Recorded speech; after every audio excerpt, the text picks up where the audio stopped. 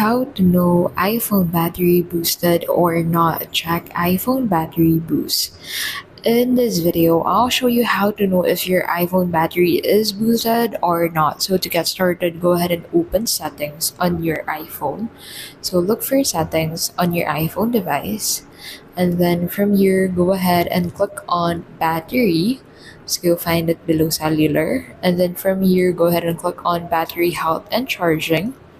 And then in here you'll be able to look for maximum capacity, so it should be close to 100% on new or recently replaced batteries, and peak performance capability.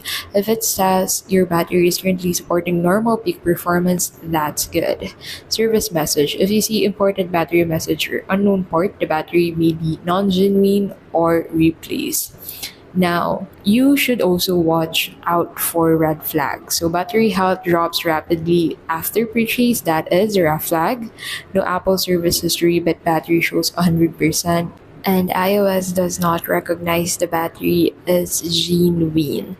So, that is how you can basically check and know if your iPhone battery is boosted or not.